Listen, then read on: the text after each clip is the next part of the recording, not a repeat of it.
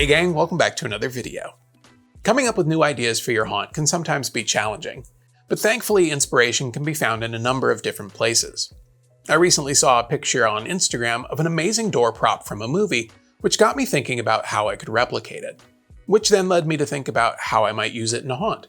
And what I landed on was a crematorium oven door. So in this video, I'll show you how I built it, plus share with you one of my favorite techniques for making anything look like old metal. So let's get into it. As a maker, I've always got smaller scraps of material laying around, like this piece of Luan, which just happens to be a good width for making the door. I want it to have a curve at the top, so I'll use my elbow as a pivot and will draw on my cut line with a marker. Then I can cut off the excess, and I'll use my palm sander to clean up the cut edge and round over the corners. The next part of this prop is the back panel, and for that I'll be using another offcut, but this time it's 1/2-inch plywood. I don't really have a plan for this piece, I just know that it needs something to bulk it up a bit more. So I'll measure and mark off a 3-inch reveal around the door and can trim it down to its final dimensions. And after a quick sanding, I can mount the door to the back panel with some wood glue. I like using these scrapers to spread out the glue since it's a lot faster than doing it with a brush or by hand, especially during the warmer months. Once the glue is applied, I'll grab some paint cans to weigh down the door, and I'll leave it to dry. Now that the glue is dry, I can get to adding a border to the door. And for that I'll be using some scrap EVA foam cut into 1/2-inch strips, plus a spacer piece that's a 1/4 inch. This will help me to have even spacing all the way around the door. While these foam strips are the right width, they aren't quite long enough to wrap around the door in a single piece or even 2 pieces. So before I get to gluing, I'll mark the halfway point on each side of the door and will trim the foam at those lines. That way this will look like a design feature rather than a lack of material. Once that's taken care of, I can grab my medium-thick CA glue and activator from Starbond to help speed up the process of gluing down the strips.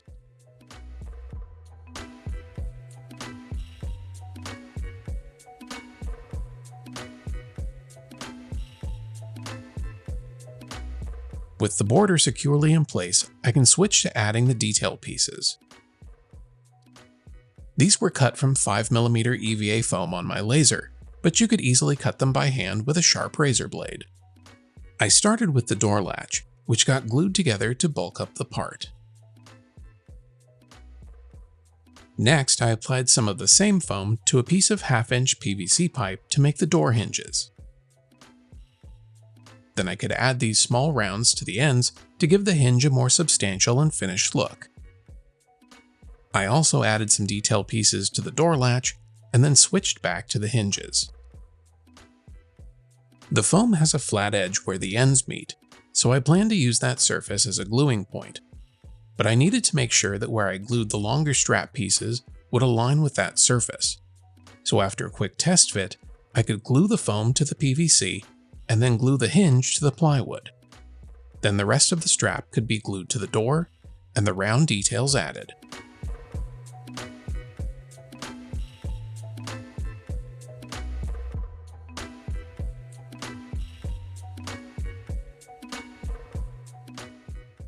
The last part to glue on is the door latch mechanism. Because the foam wasn't perfectly flat here, I used a bit of acrylic medium to blend the seams.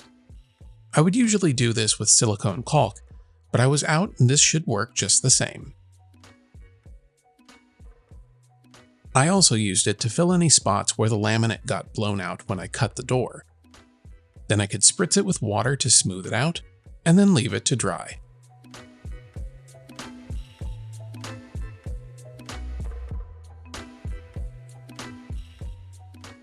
With everything in place and dry, I could get to making these scraps look like cast iron.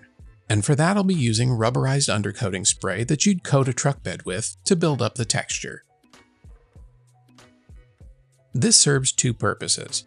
It provides quick texture, but will also give a good seal to your prop should you be using this on something that would be outdoors. It's not 100% waterproof, but it should do a decent job at protecting your props. I'll coat this entire piece and let it dry as recommended by the manufacturer.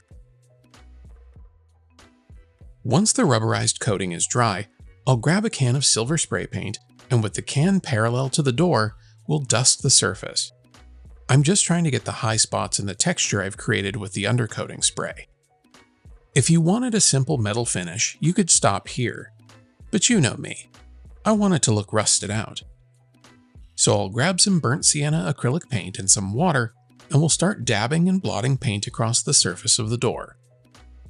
Since it was a warm day, I had to work fast to keep the paint from drying out too quickly. I was able to extend my working time by misting the surface with water, and when I liked how everything looked, I could leave it to dry.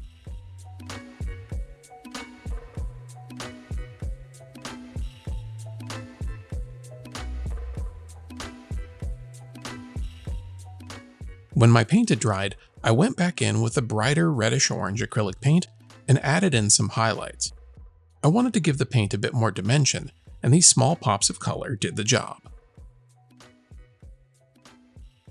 The more that I worked on this piece, the more that I started thinking about what kinds of aging it would have, which made me think of having some smoke damage along the bottom of the door.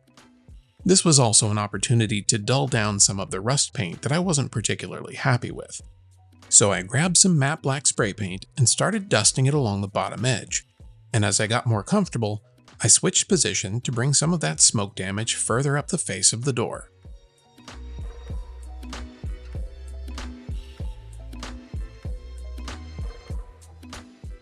The last thing I wanted to do was to add a highlight to the bottom of the door. So I grabbed some light gray acrylic paint and did a bit of dry brushing to bring out the texture and to add some movement by dragging the paint up the face of the door. It's subtle, but it really helps to sell the effect.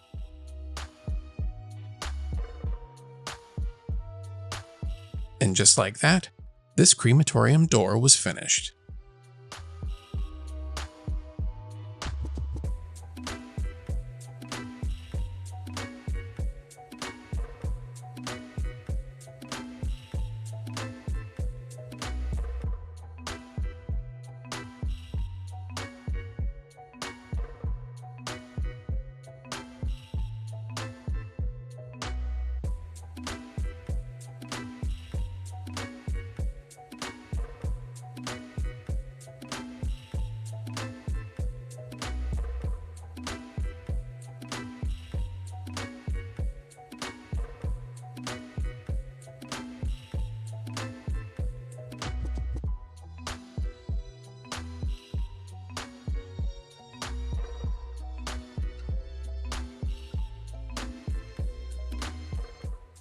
Now, while you may not be building a crematorium, this technique could be applied to a number of props and set pieces, or really anything that needs that deteriorated industrial look, so get creative.